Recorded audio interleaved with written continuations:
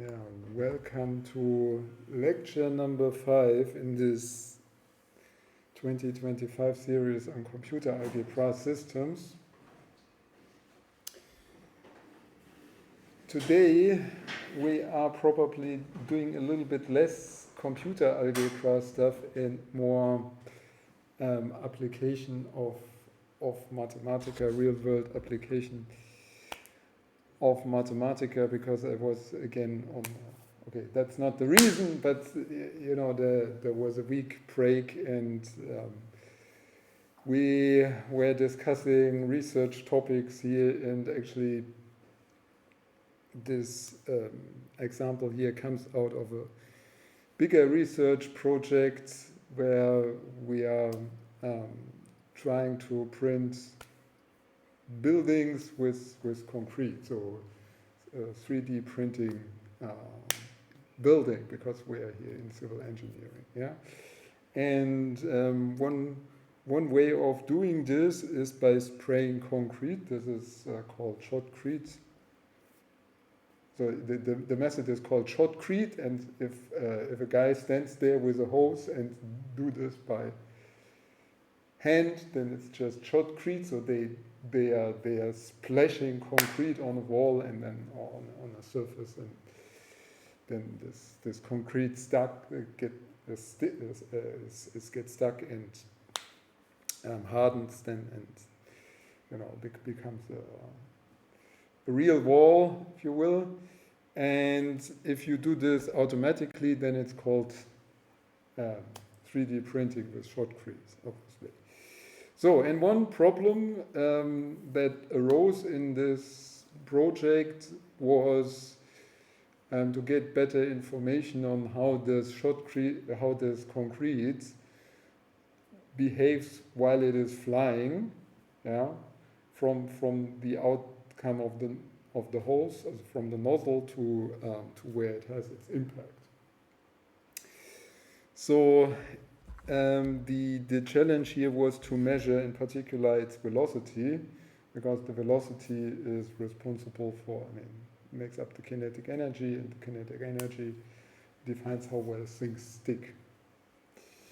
And in particular, if you want to simulate this, you want to know whether you actually get the right values, and this is for the velocities. And so we had to measure the velocity. So now this is actually about data processing, yeah, data processing with Mathematica. Doesn't need to be that way, but done. So there are of course faster softwares than,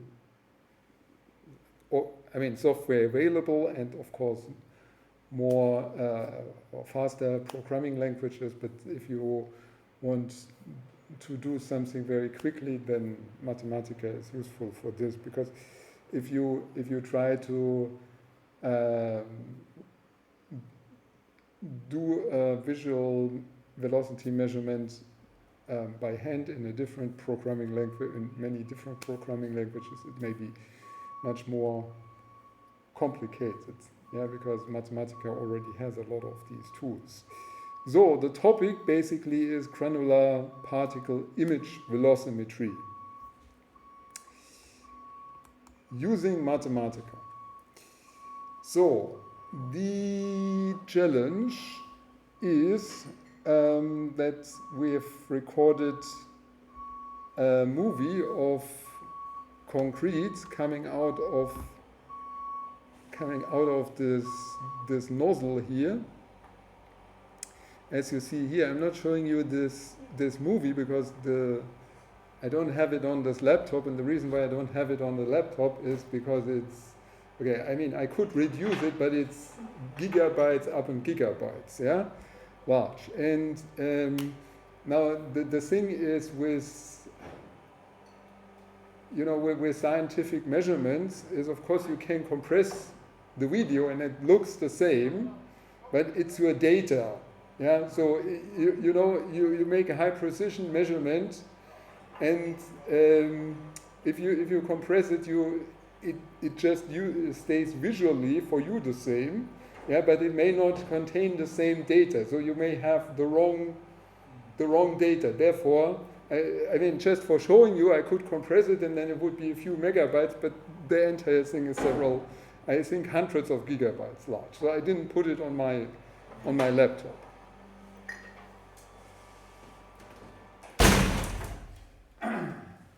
So, but so the reason, okay, it's a black and white movie, yeah, and it doesn't even have a very high resolution necessarily, but it has a lot of frames because we were recording this with 7,000, almost 8,000 frames per second. So we needed very, very big lamps, yeah, shining on this. And we've put a piece of paper behind this nozzle. And then what we did on top of this, we put these lamps in a very narrow angle to this, because otherwise we would have the shadow on the paper. Yeah. So when I let we participated in this to get this, because the guys who are doing the shotcrete, they just give you a video and say, here, so you that's the video, do what you want, and then you have the shadow, you have some lines in there, so okay, very, very complicated stuff. So they put lines behind it so that you have a better measurement, as they said, but lines behind it would actually make your measurement much, much more complicated. Yeah, because you could imagine if you make a image comparison, then you have something that is moving and something that is static.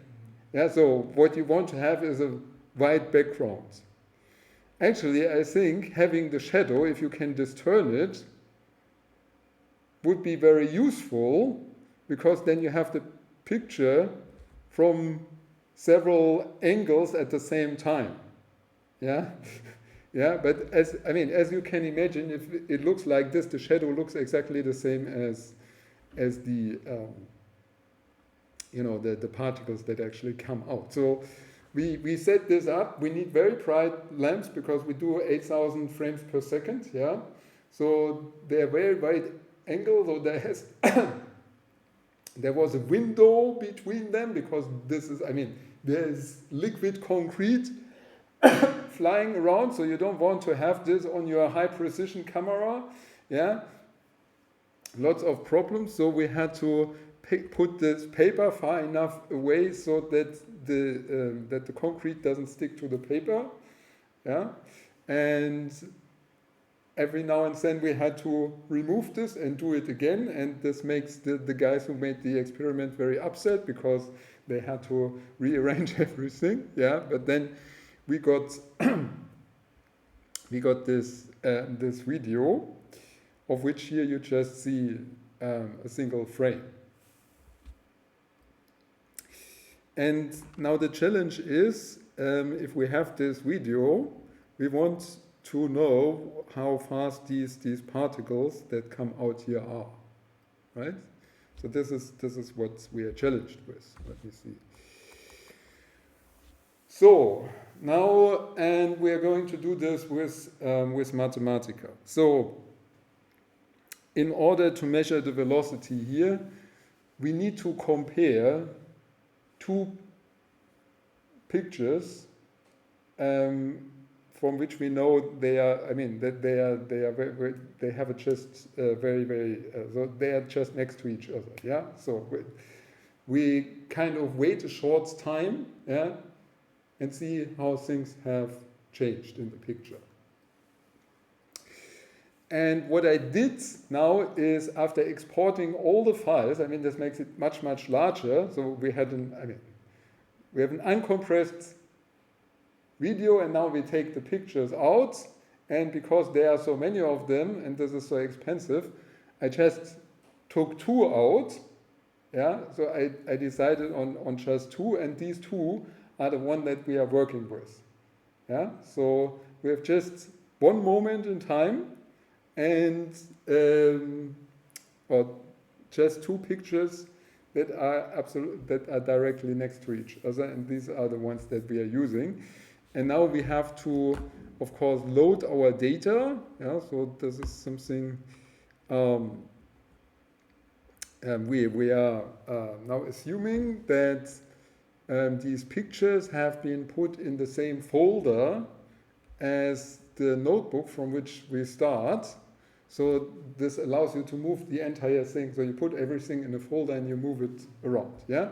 So then we can have the file path by asking for notebook directory. So this is where you get in your file path, and then these files have the name scene, and then they.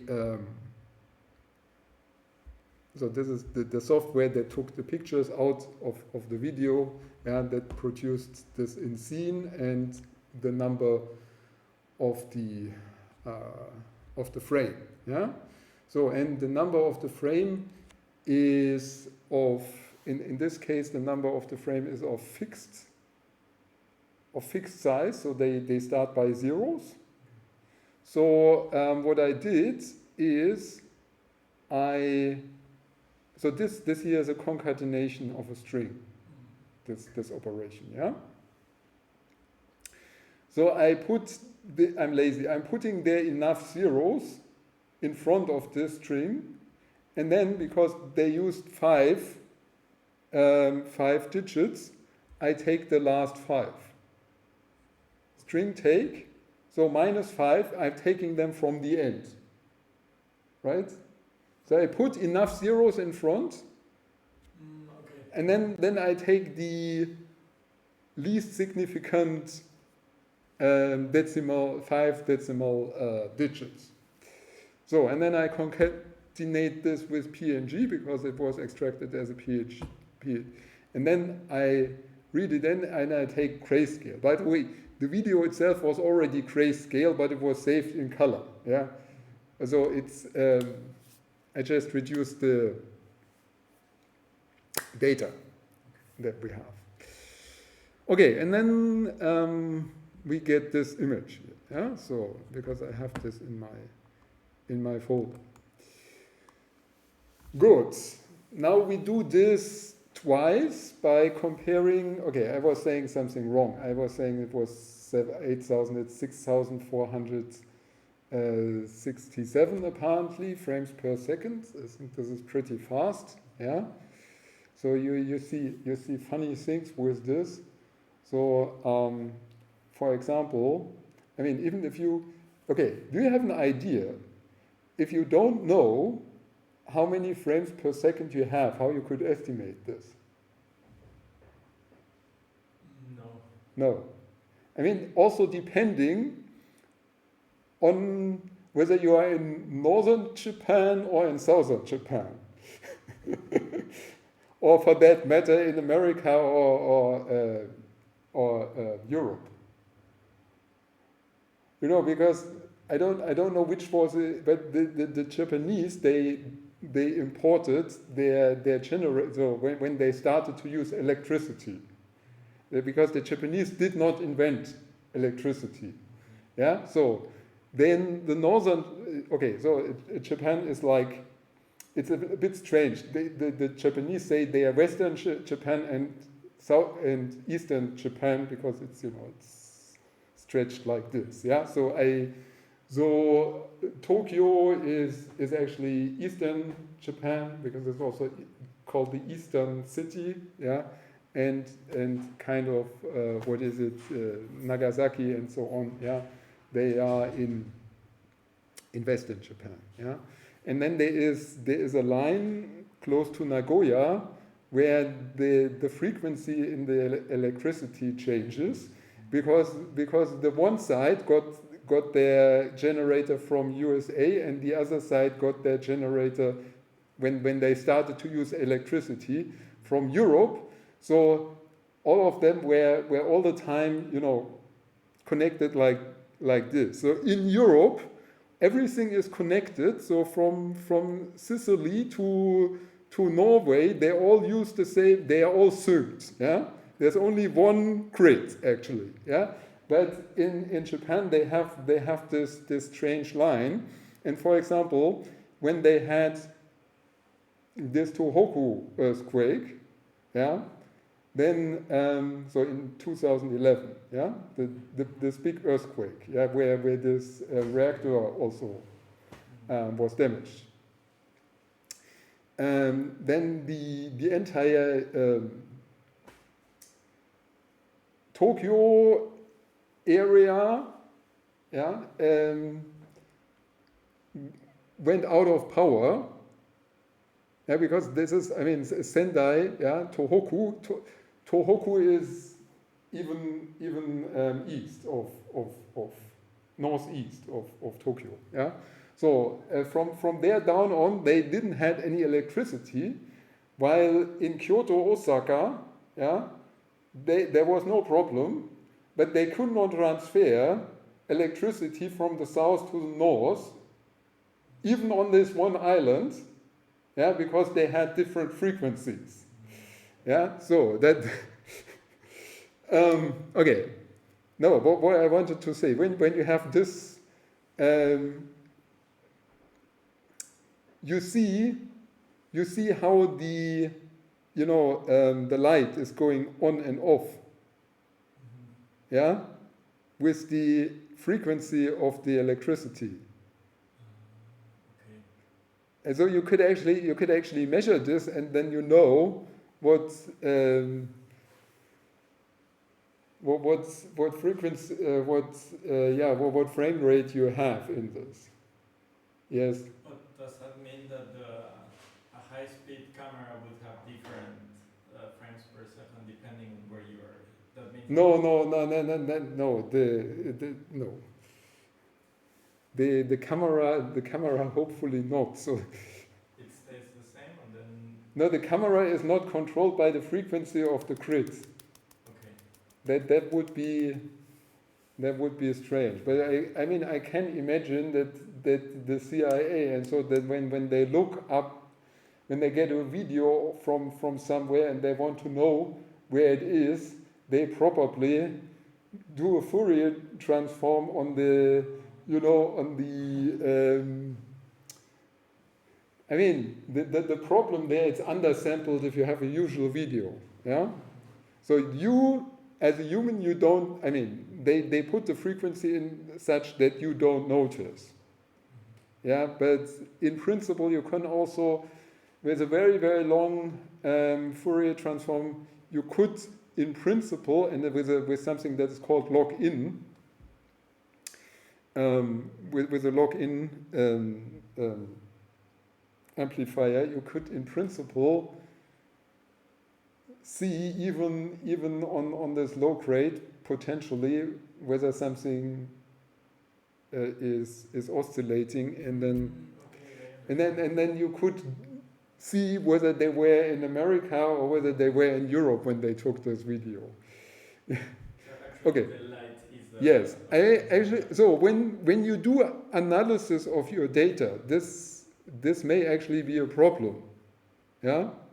So that, I mean, you don't have a constant light source, and in principle, this even so this is the case for terminal light sources. I mean, like light bulbs, yeah? So that old-fashioned.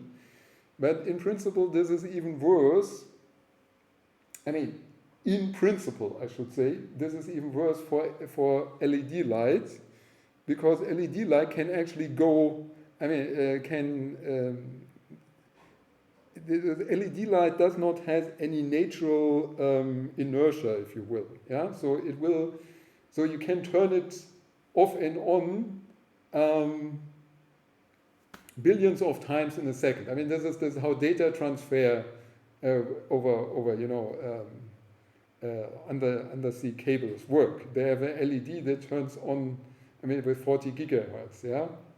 So this is just, there is I mean, you can build in some electric capacitor to hold this, but anyway it will flicker.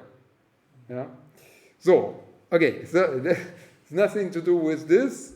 It's just something that you will observe when you look at these images. So yeah. So all that I want to say here is that we take one image at time t and another image at time t plus delta t.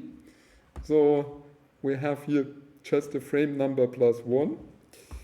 And now we have read these two images, and they are very close together because we have, I mean, they are 1 divided by 6,467 seconds apart.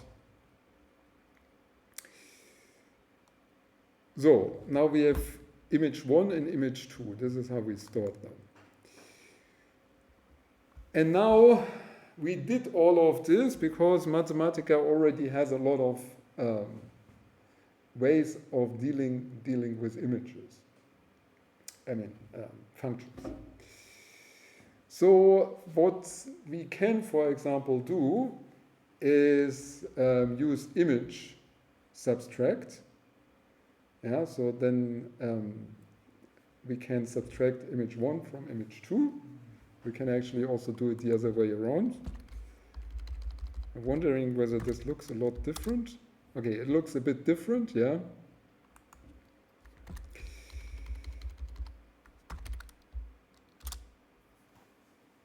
Okay, so this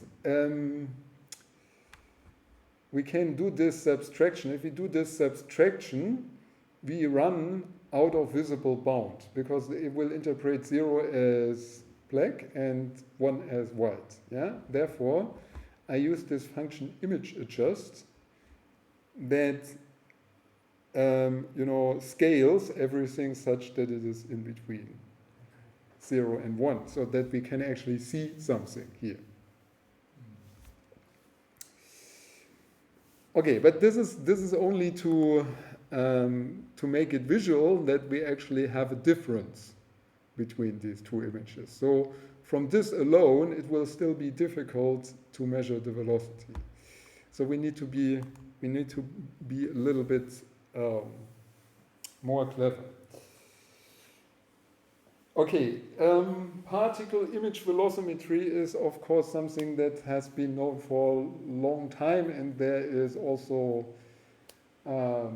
lots of progress in this and different ways of doing this. So what, for example, I have seen is, to identify single particles, yeah, to isolate them, and then to try to find the same particle in the other image. Yeah? So what we are doing here is a little bit old-fashioned and something that we can squeeze in a 1.5 hour lecture when I also talk about stupid things about electricity grids in Japan. Yeah? So the kind of a little bit primitive and old-fashioned way is not to distinguish between different particles, but to take out an image moving one image against the other and see where they actually fit. Yeah? So this would give you one velocity for the entire image, which may not be very useful. So what you are now doing is you use a technique that's called windowing. So you cut out a small piece, so what you consider small enough, so this is now will get you a pixel. You cut out a part of this image, and then this is called a window, and then you will compare these two windows in these images whether they have moved. So you move one window against the other. Okay, so you have two windows. Yes, I have a window on one. I have the window. And we come to the differences between these two windows also in a minute. Yeah. But in principle, we take a window. So I mean, this is a location in the image. We take it from this image, and basically the same, and we see whether they have actually moved. And we do this. Now there are different possibilities how you could do this. You can either fill your space with windows, or you could also move your window pixel by pixel. Yeah. So then still your window has a size, but you will cover all the points in principle. Yeah. But you'll notice that you have some sort of smoothing in this automatically, because there is an uncertainty principle, which is actually the same thing as in physics. Yeah. Because this is where the uncertainty principle comes from.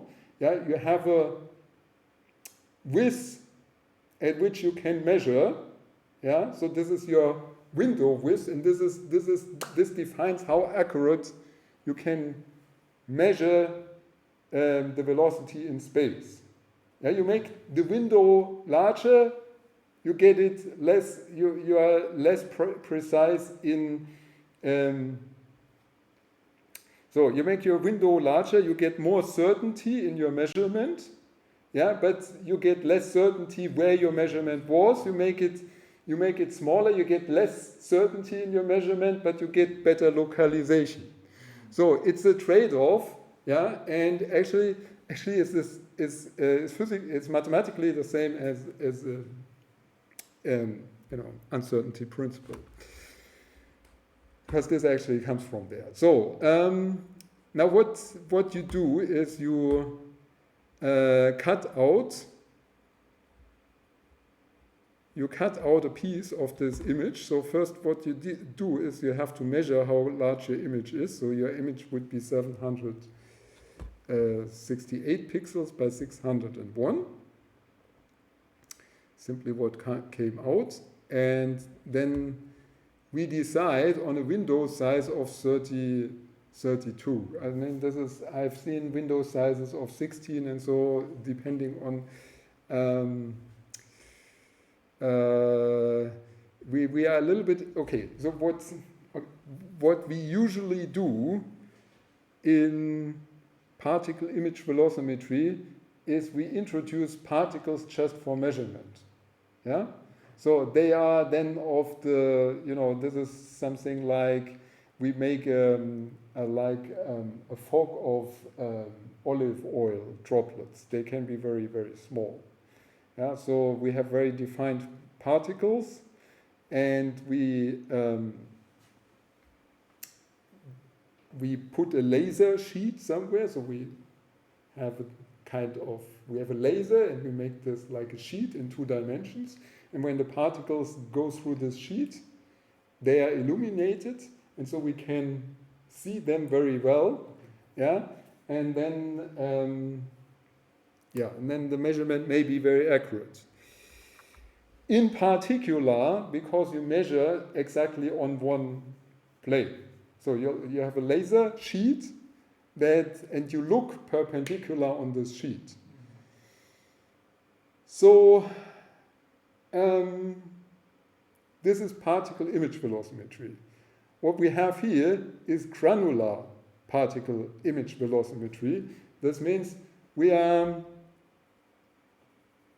not manipulating our measurement, but we just have particles already in our measurement, in our video, and we try to measure this velocity. This comes with their velocity. This comes with the additional trouble that, unlike in the usual particle velocimetry, we don't know where the particles are in the direction normal to the image. Yeah, so they are not restricted to a single plane. Yeah, so they are behind each other, and we get something like an integral over the depth. Yeah, that's kind of a little bit of trouble. Yes. So, but I'm not saying what. Okay. The reason why I wanted to say this, so we probably are not very accurate in this measurement. So we also take not the smallest window. So we may have larger windows here than would usually be used in usual particle image velocimetry. So we decided on a window size of 32, and now we use Mathematica to trim, to take out our window, which for which we use this trim function, where we okay. Now I apparently went to the middle of this. Yeah. So we want to give here coordinates. Okay, so what I did, I go to the middle, yeah. Coordinates must be in integer values, so I use floor, yeah, so lower bound. And then I'll go half window size to the left, half window size to the right, yeah. And then I show these images for image 1 and image 1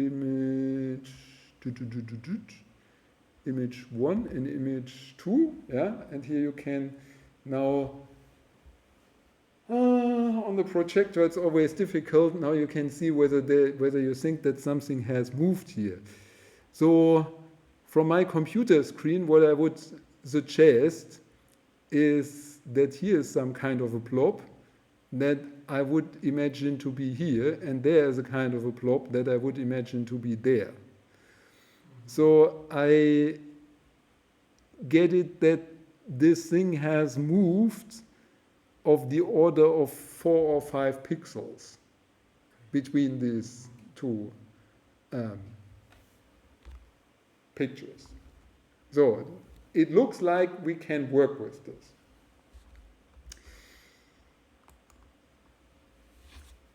And the way we do this is by using a technique that's called cross-correlation. So cross-correlation basically, are you familiar with cross-correlation? I haven't heard the term before, but by reading, you're saying that it's like a kernel and you're just doing it non-agreed. So you have not heard, but okay, yes, okay. So in principle, I mean, this is not how it mathematically works. Mathematically, you're taking a Fourier transform of the thing and combine this. But so the idea,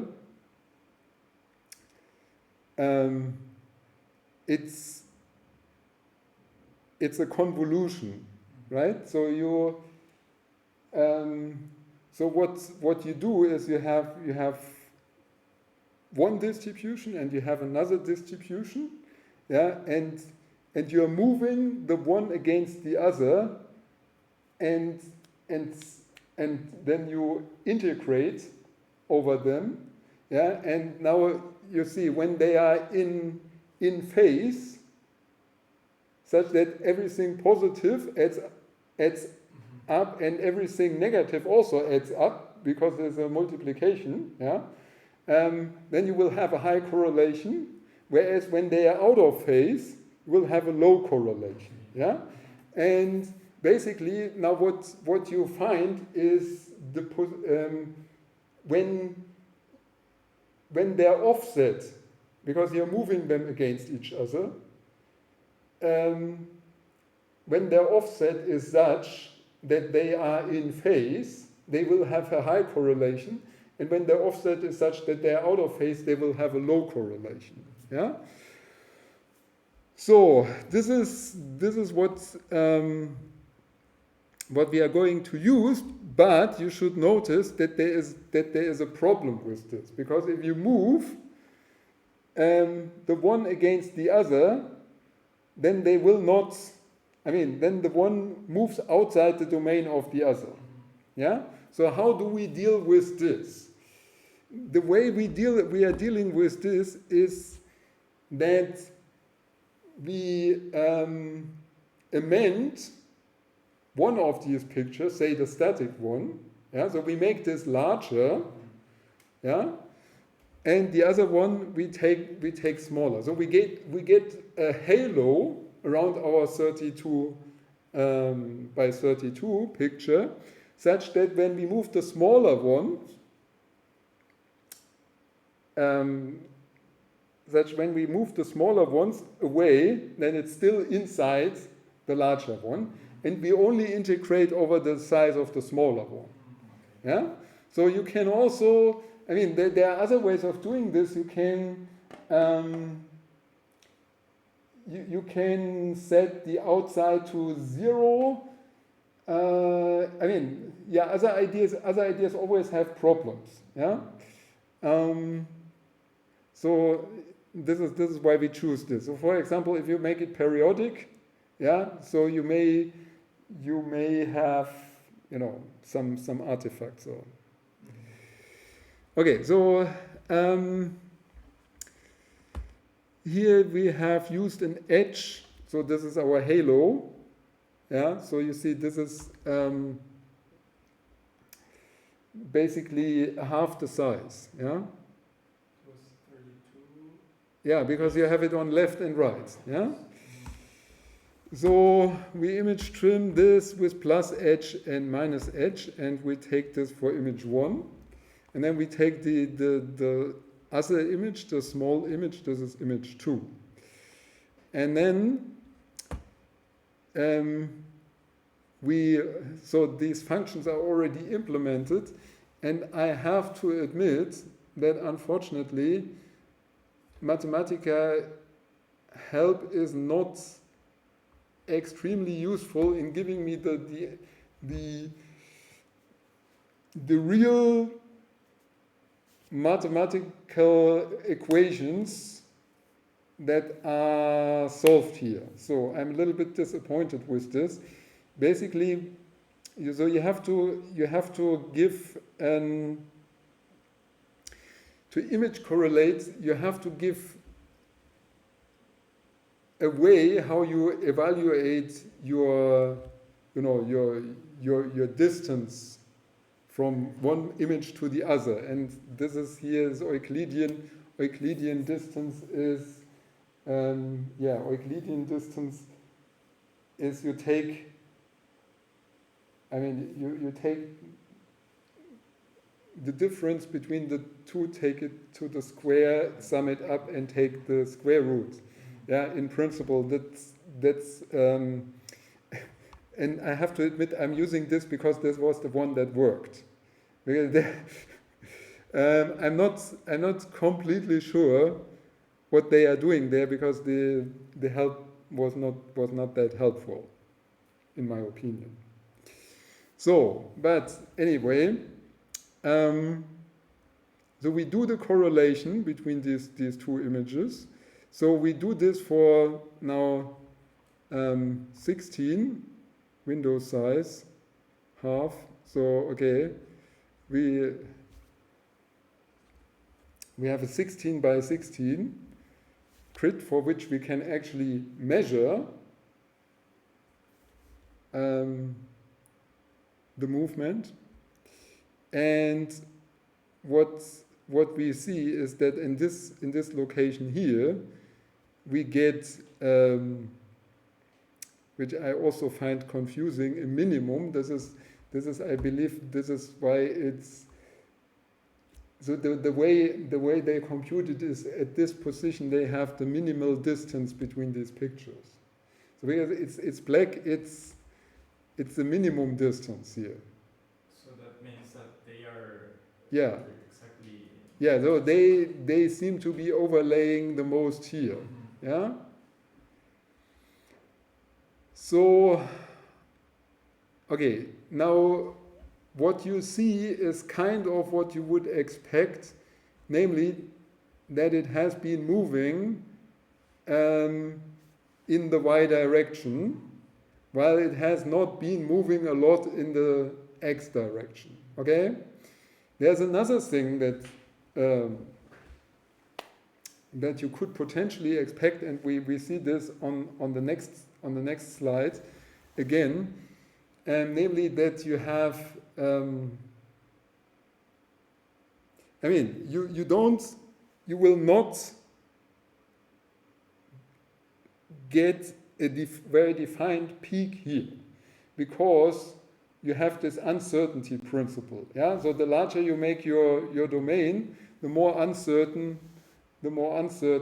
this. I mean, there will be a width here. Yeah, and in my imagination, and we see this on the next slide. There is in principle a different way how you can measure velocity. And this was, for example, used by this, I like Galileo Galilei, right? So there was a Galileo space probe that was going to Jupiter. Heard about this? No? Okay, before your time. So this thing had a dysfunctional antenna. But they had a small antenna, so they had a very big antenna, and this would actually be like an umbrella, so it had to unfold. And the thing never unfolded. So they had a small emergency antenna, and they sent all the data through this small emergency antenna. So they had to think about ways how to reduce data, and one way how they reduce data, I mean this doesn't, is when they measured the velocity of the space probe, and they took only one picture instead of two, doing like this, but they used a very long exposure. Yeah? So when they use a long exposure, you see the movement of the stars, like a streak. Okay. Yeah? So now we also have this, I mean, we have a very short exposure, but still stuff is moving in this time. Yeah? So then this may be, not exactly, so there may be some blur that comes from the movement. Okay. Yeah? And this is actually something that you observe here. So because what I did here is the so-called autocorrelation. Autocorrelation is when you correlate the same image with itself. Yeah? So what you will expect is that you have an excellent correlation, like here this black dot in the middle, when these two are exactly on top of each other, right? But due to uncertainty, this is still far from non-zero when you just move it a little bit. And what you observe here is that the uncertainty is much larger in the y direction than it is in the x direction. And one explanation for this is that you see these streaks. I mean, there could also be an explanation that the droplets form in a certain way through the air resistance. That can also be contributing to this. Yeah? But usually you see something moving, you take picture while something is moving, so it gets blurred, and so the correlation gets an uncertainty in this direction where it's moving. So in principle, it would be fun to try out to get the velocity of the stuff only by looking at this picture, only from the uncertainty. In principle, that should be possible, but it will be very inaccurate, I guess. I mean, maybe you can calibrate it, yeah, but it will not be very accurate, obviously. Good, so this is the autocorrelation, so it's in the middle as expected in the one that we had before. Yeah, so, oops, they have actually moved upwards and the correlation is much weaker.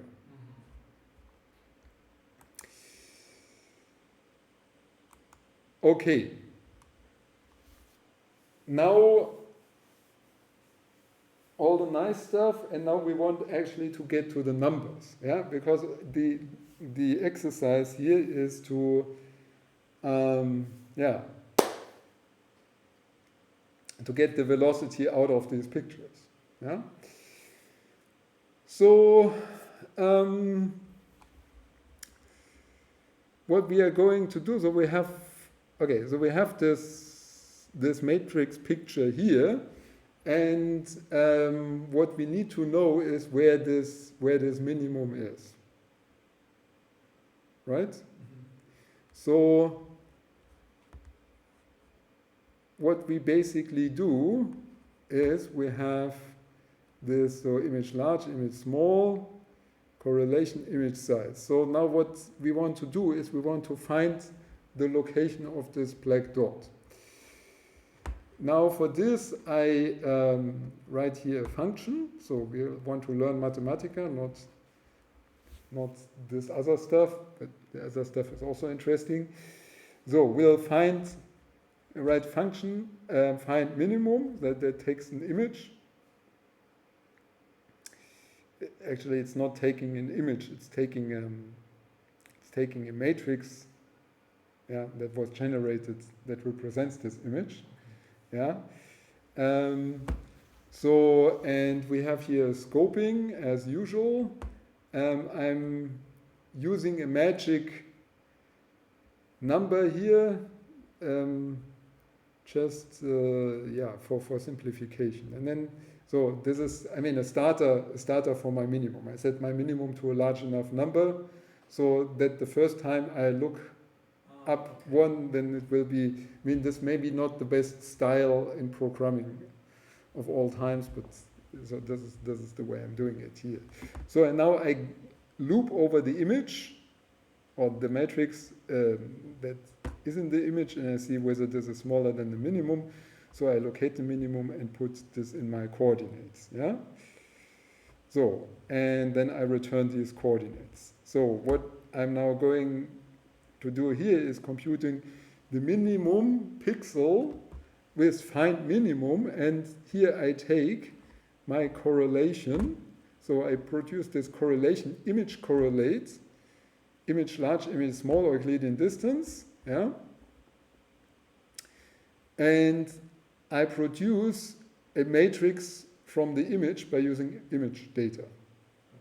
Yeah, so and then I find in this matrix I find the coordinates of this point. Here I suppose that the origin would be at the left top. Where Yeah, you have a very good point. But see here,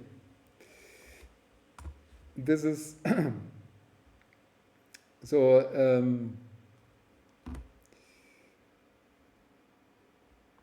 we have to get the so we, of course, the coordinates of the matrix are in the corner. Yeah. So actually, you see it here. Yeah. It would be at what is it, 8 and kind of 13. Yeah. So this is where you would find it. And now we want to put the coordinate system in the middle. So what we do is we subtract half of the size from it. Okay. Yeah. So now question whether this is useful or not.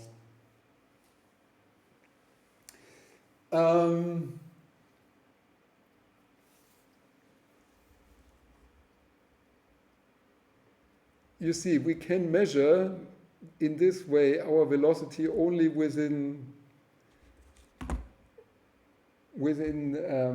you know, the count of the pixel. And for real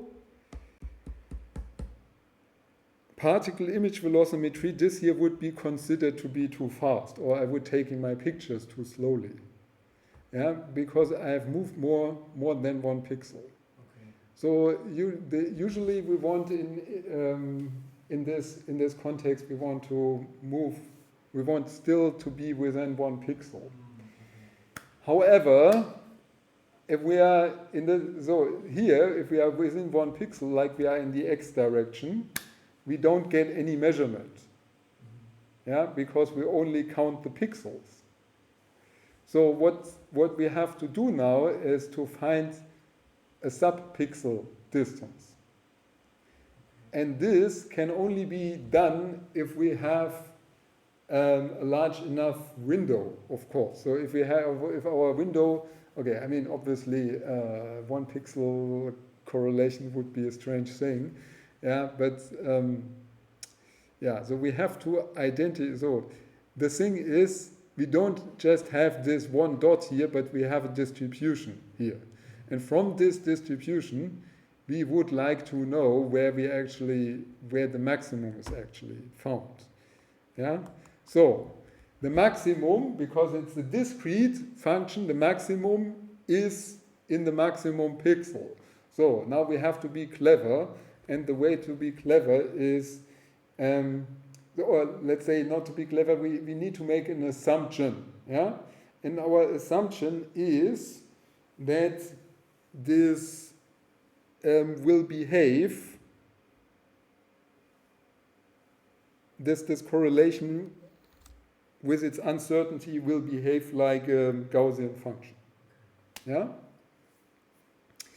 So, I mean, here, in order to convince you that this may be the case, I've printed it again in a different way. So in this lists plot 3D.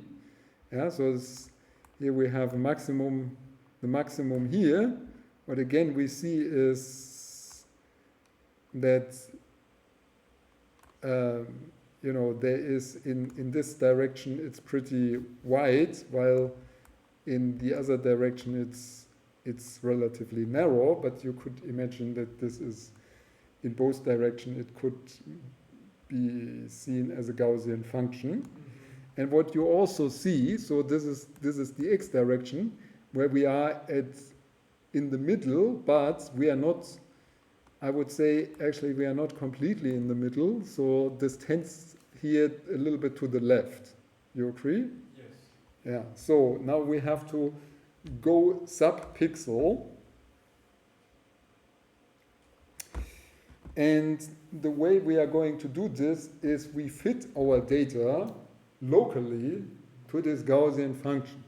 By the way, this only works when you are very close to the actual maximum, because otherwise you're getting to the you know, the tail of the Gaussian function where you know, noise will give you a lot of trouble.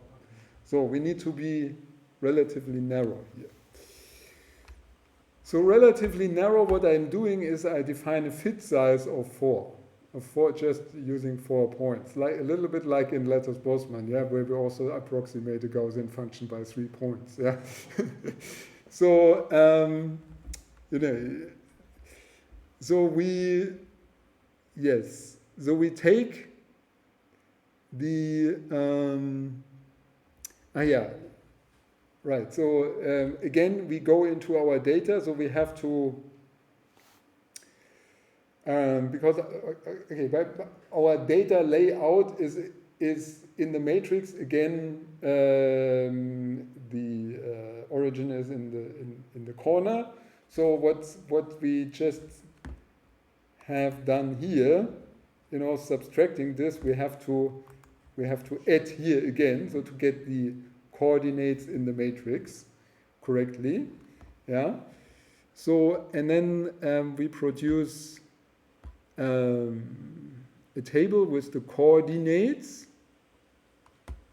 yeah, from minus fit size to plus fit size. So actually, it's a lot bigger than in lattice Boltzmann because we have 4 points to each side. So we actually have 8 by 8. Yes, it's 64. It's not so, yeah. 4 to each side.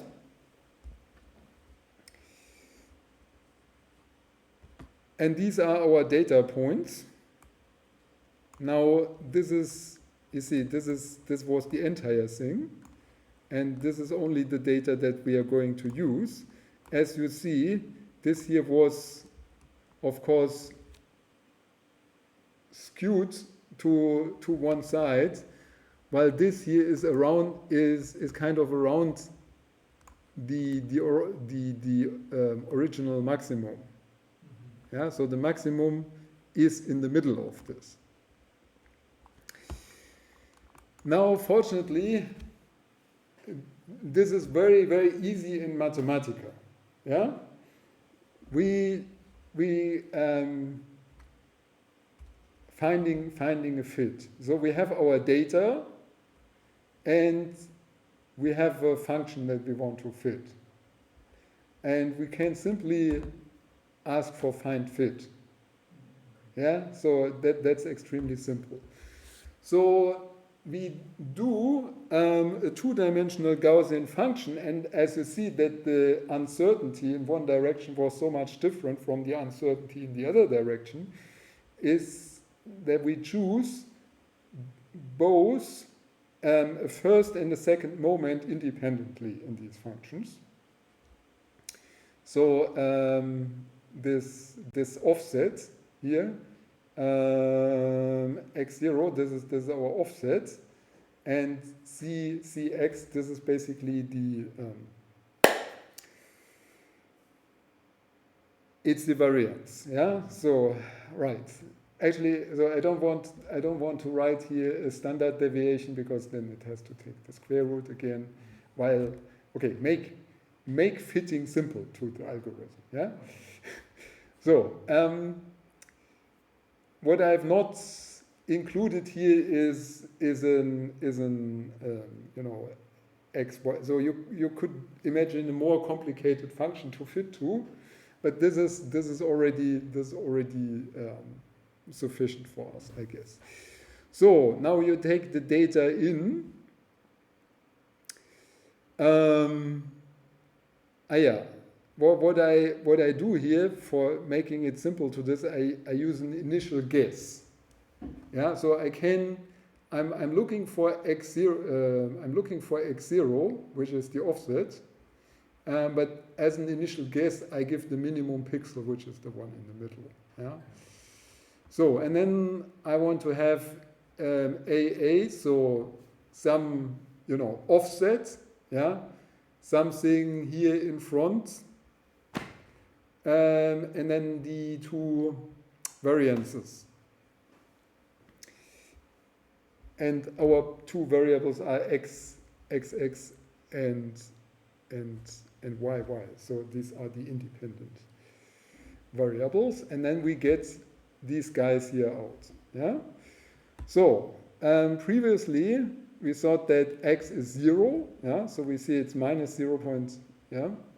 And y0 is, previously we had minus 4. Now we know that we have a better approximation, it being 3.6.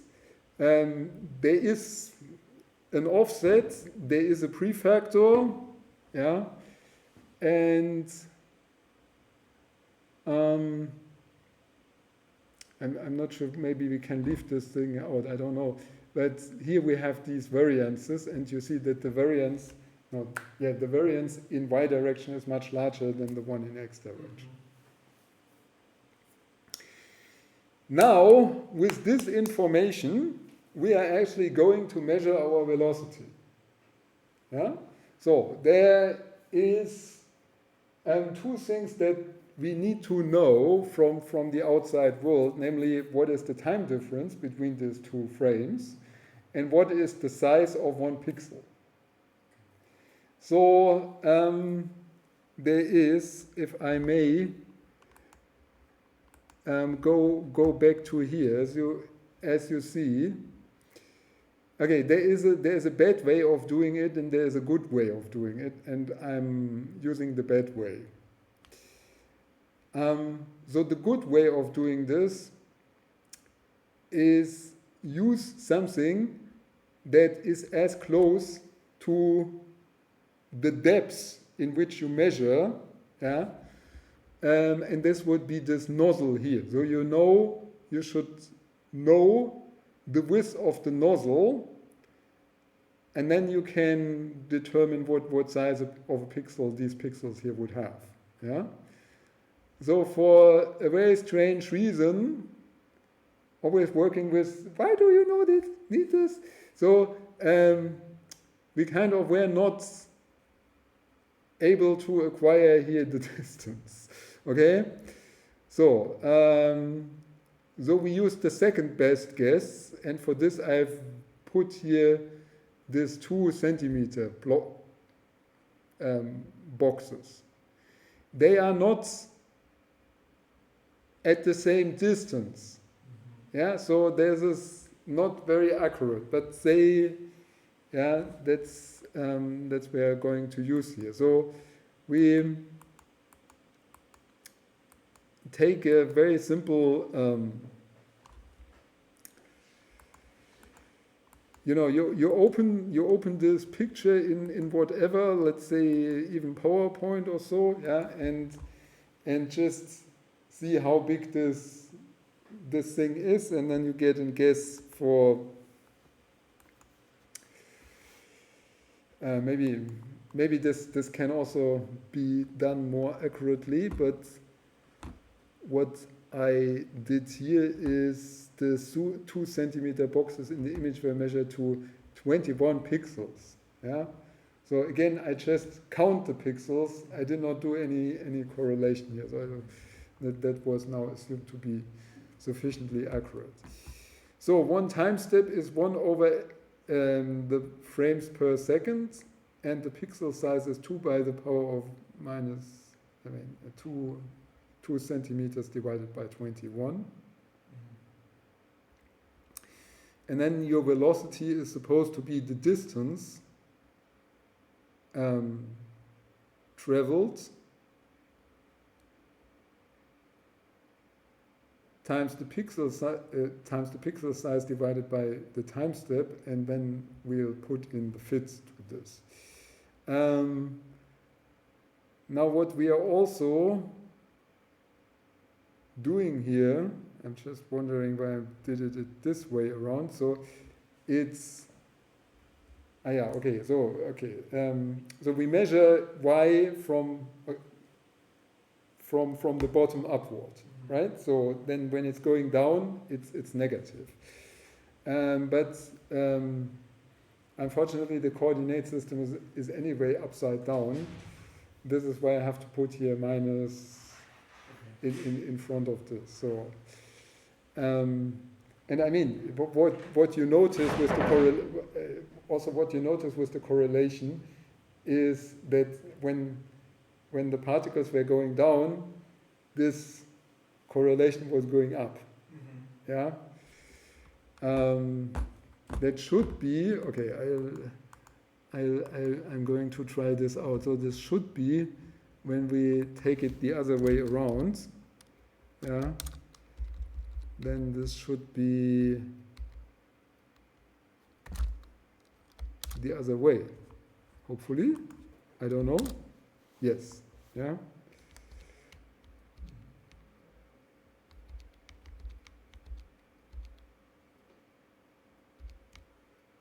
So let's do it again. So yes.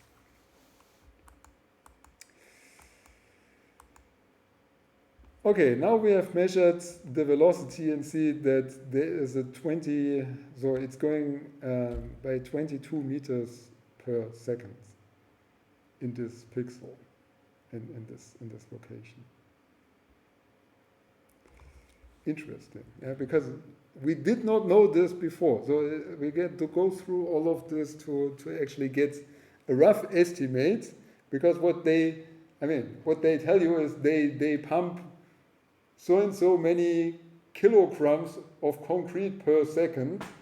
That this is what they tell you, and I mean this is like this. So I mean I'm filling 2 buckets of the stuff in the machine, and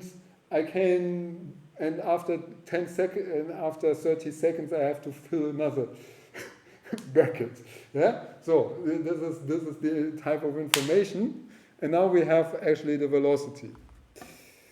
Good.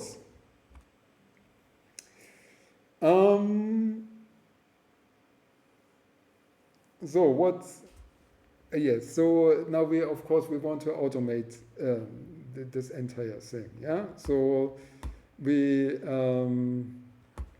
formulate these things in functions. So we have find minimum subpixel. Yeah. So we get our image data and the fit size, and then we have a module where we'll do the fit here using our initial guesses and return our coordinates. Yeah. So now we can test this here. For example, I don't know, when we make this smaller, then we still get similar results, but I guess maybe with a less accuracy. Problem is when we make it too large, we may run out of our domain. Yeah. So if I make this 8, I think it's probably yes. Yeah. So it's not working. So 5 is already not working. Okay. This means I've used the largest that I could. Yeah. Okay. Good. So now I can write a function that computes the velocity directly, measure velocity. So you get frame 1, frame 2.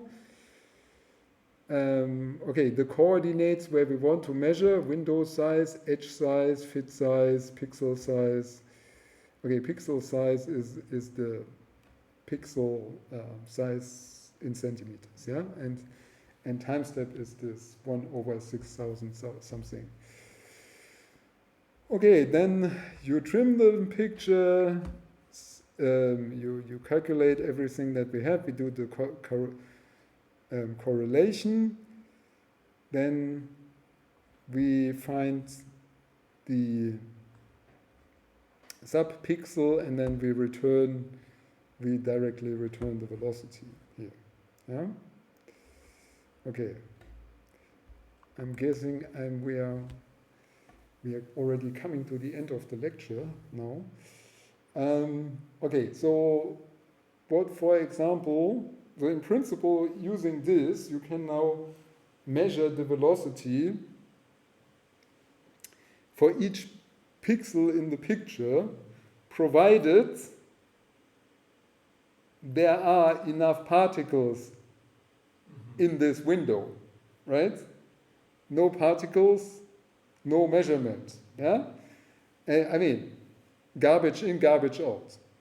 Yeah. So now we can decide on any particular. Okay, so for example, we go to basically the middle of the picture, yeah, which kind of makes a little bit sense because we focused on the middle. Get our window size 32, then we get a halo of 8 on both sides. Our fit size is 4 as we decided, and pixel size and time step we have defined, and here again we get to this numbers. So you see this number here is a little different. So the x velocity is a bit different, but the y velocity is pretty similar to what we had in the other case too. So now we could measure this for the entire, for this entire picture and make some fancy vector plot, which I've now not done. What instead I did is I'm deciding on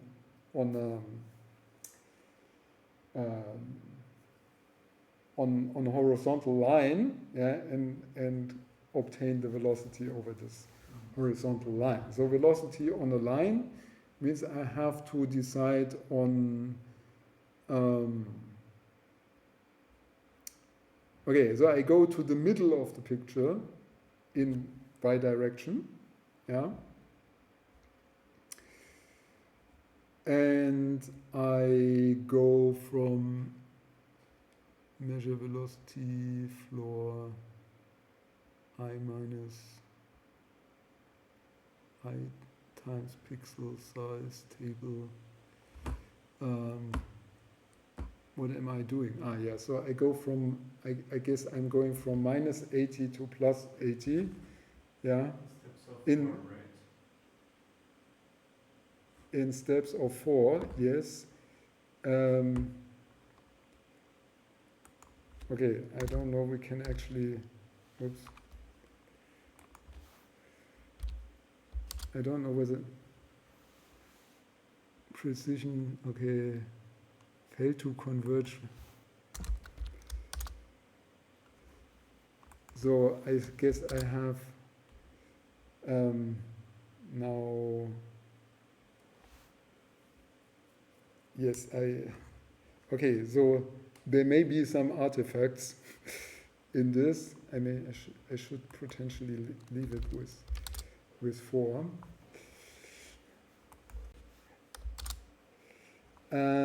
Yes, so I'm starting from the middle and I'm going from minus 80 to plus. I mean, I'm not starting exactly from the middle. I get here an offset of 20, and I think I got this offset of 20 for a reason.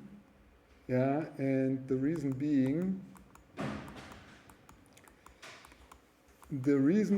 that this image is not centered. Yeah, so I kind of by hand I put this. I thought that it may be kind of 20 pixels off the center.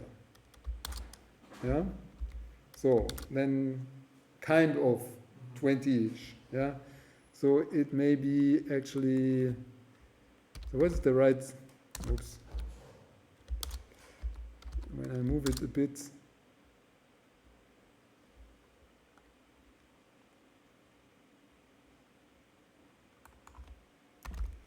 You know, I should not touch it because I just that's not the most accurate.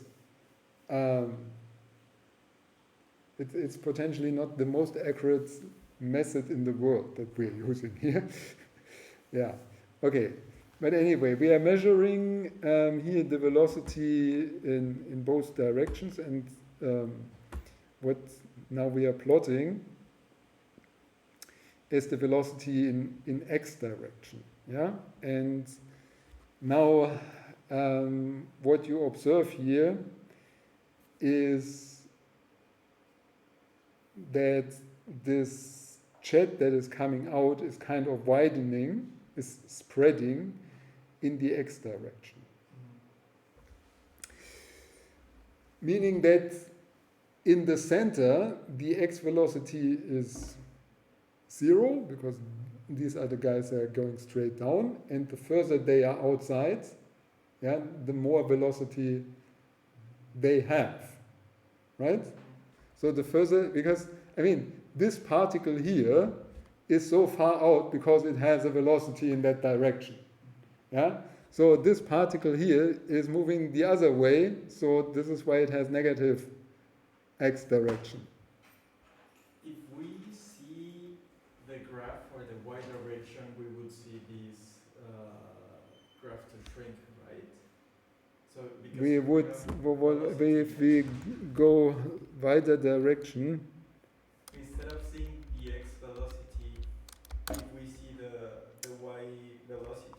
Okay, I'm not. Okay, so we have. So now, if we plot, the entire thing further out, so I made this from minus 180 to 180. Yeah, we are in trouble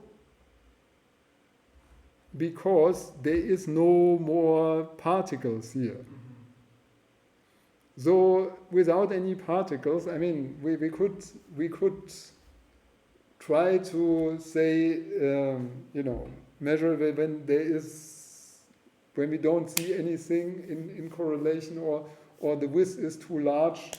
Yeah. So what we would, so if there's no particle, then we may still have some. I mean, in principle, putting the two on top of each other should still give the maximum correlation, but the uncertainties or the variances would be very large. So you could, for example, say that when the variance is too large, then we forget about this. Yeah. So you see, they have problems fitting here. So they don't get a good fit when we go too far outside, where we don't have particles. Or what I was meaning is, when you said that you were using a Gaussian function, distribution function, I was expecting the velocity to be close to the variance, which happened. The velocity close to the variance. Yes. You know, this doesn't even make physical sense, because the velocity, the variance is a square of a velocity. Or this parameter that you had, so Cx would be close to, the velocity would be close to the result, which seems to happen. But that does not happen with the x direction. Oh my God.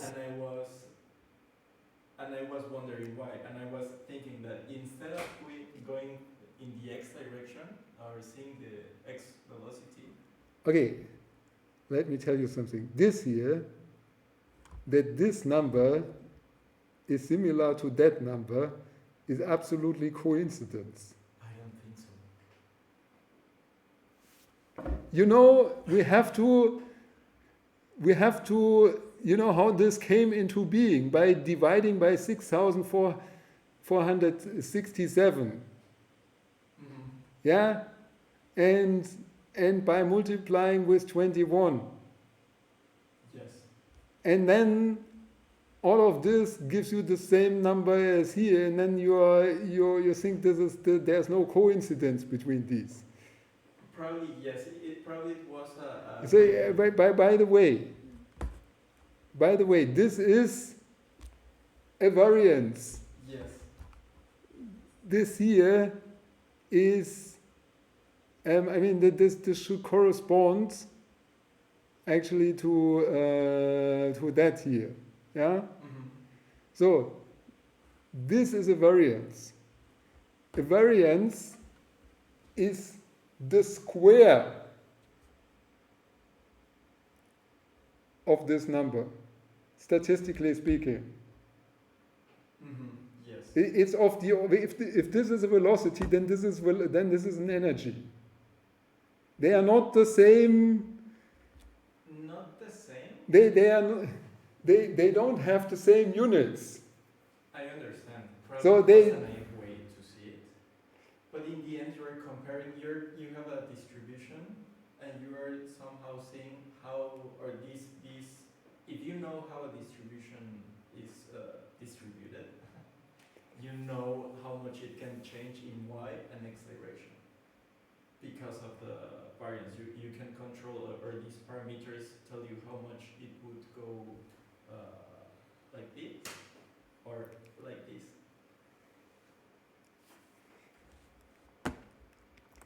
Okay, you have interesting ideas, but they are not correct. I was just wondering that if instead of plotting the x direction here, or here you have the x direction, right? So it's x. So this is the x direction. If we have the y direction, here's the y direction. would it be like this, right? This is the y direction.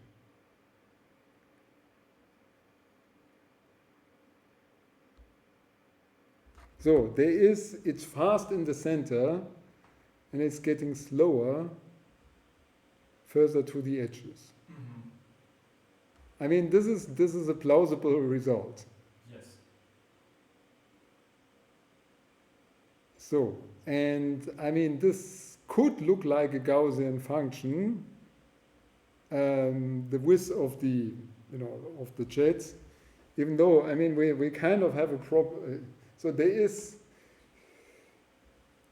we kind of have a problem. So,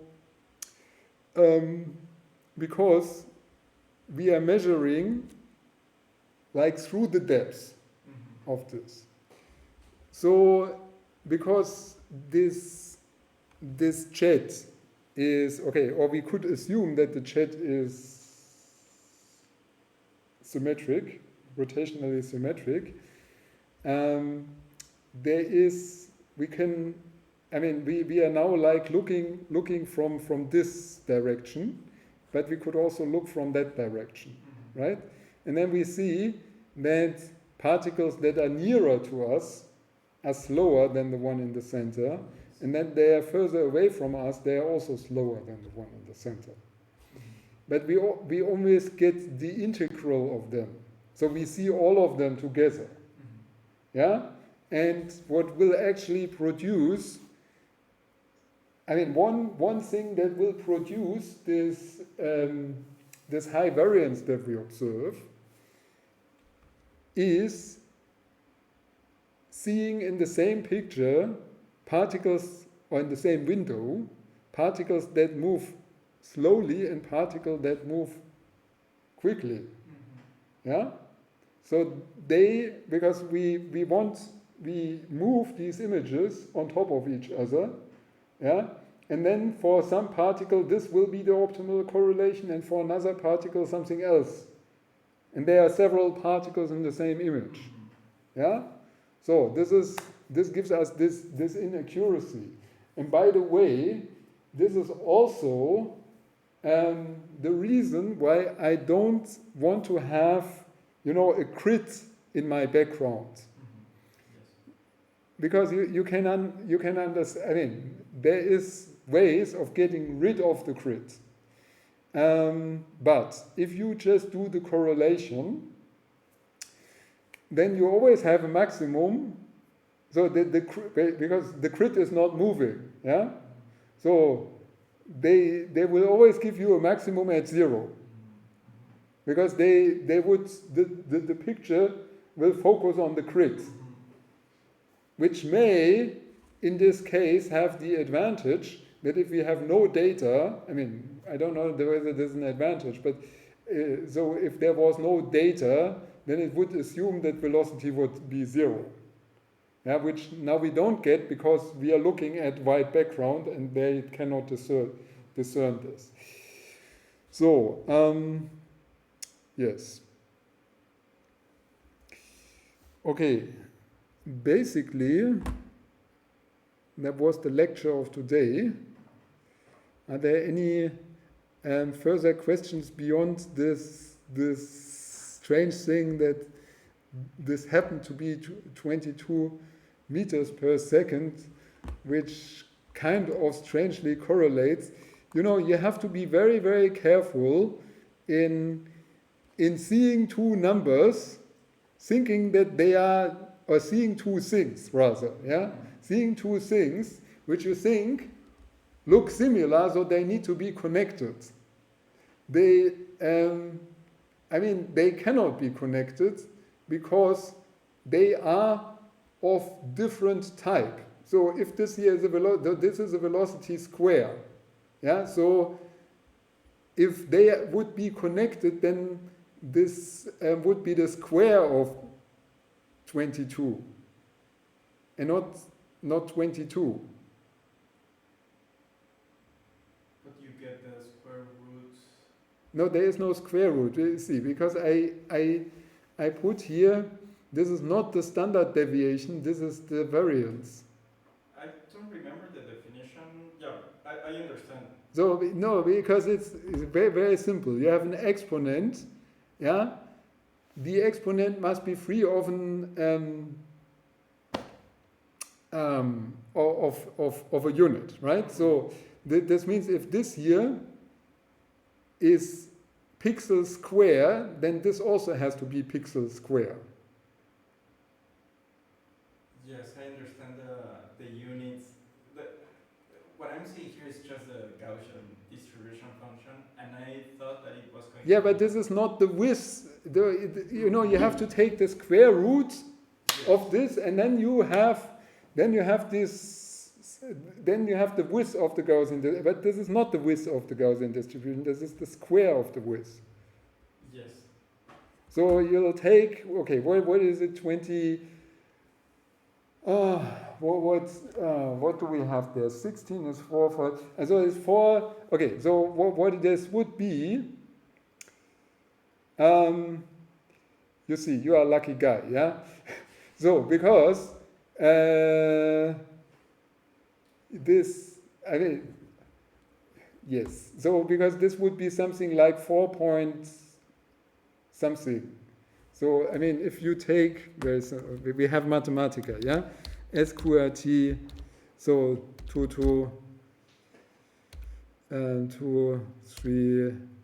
3, 1, yeah. So it's 4.7, yeah. So this is the width of the distribution here is 4.7, and the offset is 3.6. So how is the width of defined? This is the range where we have 64% of the probability, right? 60 something percent, yeah. So, but this doesn't correspond very well with the X version, yeah. So because That was my question. Why? yeah, because you made this is a fantasy. It's not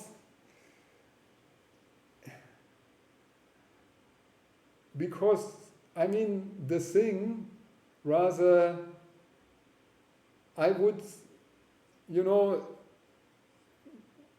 there obviously is an intrinsic width that's come from the windowing, from the way we measure the particle size, especially the particle size, right? Mm-hmm.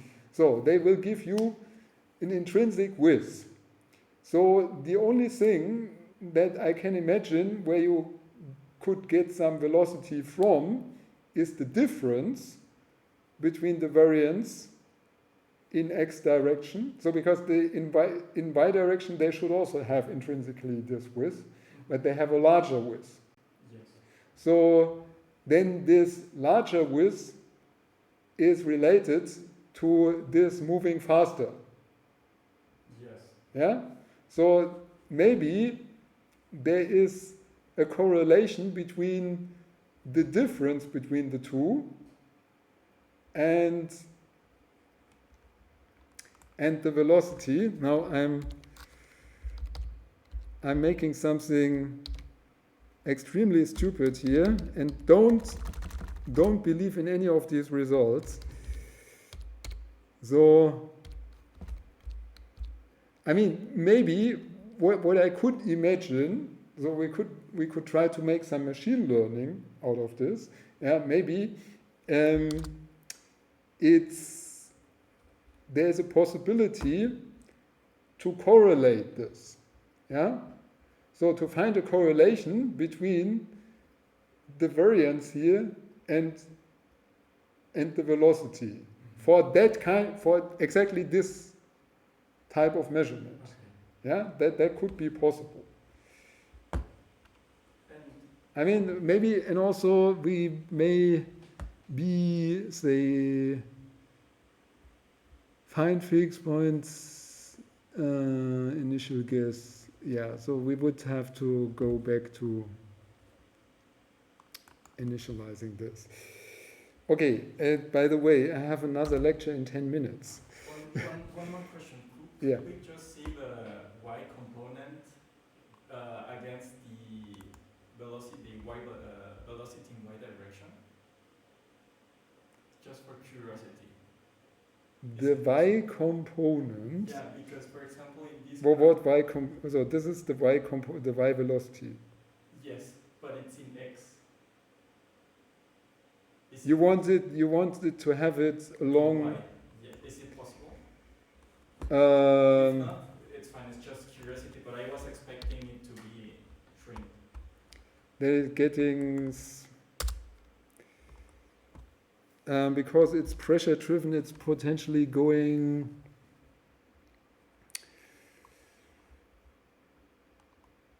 Okay, let's put.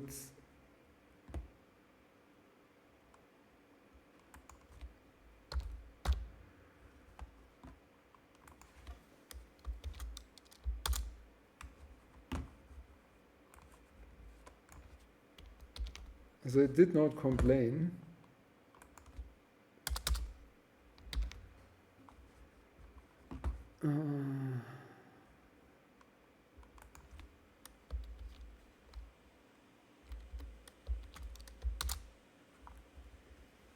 So, what were you expecting? That the values were going to be close to. So if we had a distribution, it would be shrinking. Shrinking. Or no, wait. So the. So wait, we should have y.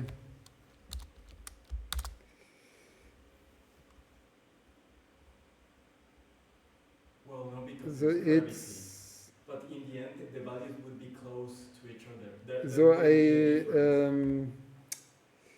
I'm just wondering whether we plot this in the right direction. So I guess this here is further up top because it's the other it's Yes. turned around.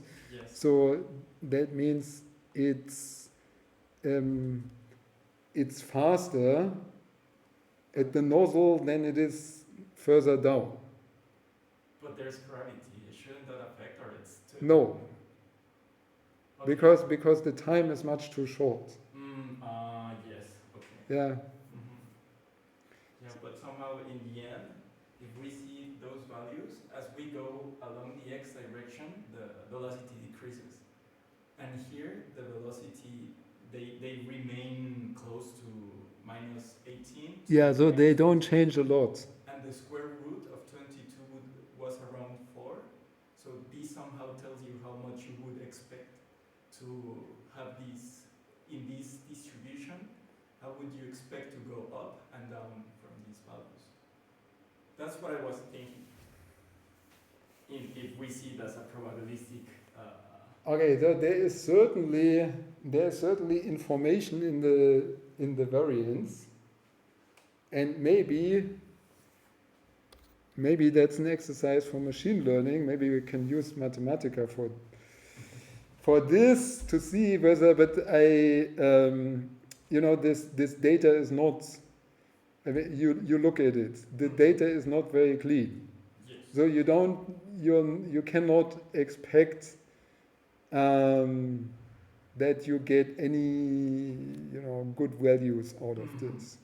And the other thing is, if you really do machine learning, we need more we need more measurements, because we have to learn with a different. We cannot use the same data where we learn from to make the measurement. Yeah, so we actually have to learn. We need learning data and we need testing data. Yeah, so I think here we don't have enough data to make this assessment, really. Okay, yeah, thank you for coming, and we see each other next week.